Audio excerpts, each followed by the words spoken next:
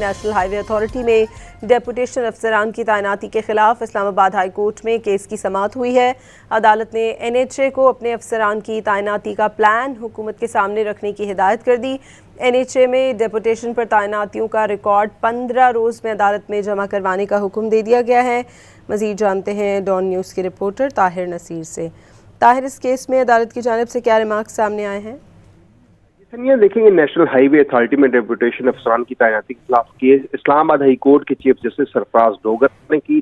دوران سماعت عدالتی حکم پر عمل درآمد نہ ہونے پر چیف جسٹس سرفراز ڈوگر نے NHA حکام پر برہمی کا اظہار کیا۔ دوران سماعت عدالت نے ریمارکس دی کہ سپٹمبر میں ہم نے حکم جاری کیا تھا، اس پر عمل کیوں نہیں ہوا؟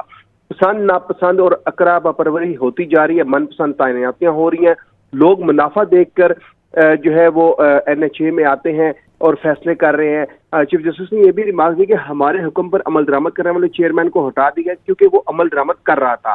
ہمارا حکم اس افسر کو لگانے والوں کو ناگوار گزرا، اسے ہٹا کر نیا افسر لگا دیا گیا۔ چیف جسٹس نے دوران سماعت یہ ریمارک دی کہ اس کو جا کر بتا دیں جس نے یہ حرکتیں کی ہیں، ہم ایکشن لیں گے۔ اداروں میں ایسے ہی کرپشن بڑھتی ہے، ڈپارٹمنٹ میں ایسے لوگ ہی کھڑے کر دیے جاتے ہیں جو کام نہیں کرتے، ایسے ادارے کرپشن کا گھر بن چکے ہیں۔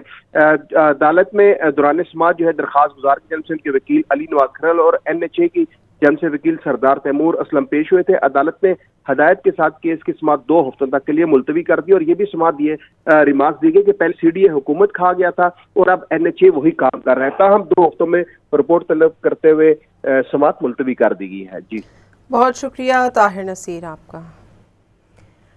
نیشنل ہائی وے اتھارٹی میں ڈیپوٹیشن افسران کی تعیناتی کے خلاف اسلام آباد ہائی کورٹ میں کیس کی سماعت ہوئی ہے۔ عدالت نے NHA کو اپنے افسران کی تعیناتی کا پلان حکومت کے سامنے رکھنے کی ہدایت کر دی ہے۔ NHA میں ڈیپوٹیشن پر تعیناتیوں کا ریکارڈ 15 روز میں عدالت میں جمع کروانے کا حکم دے دیا گیا ہے۔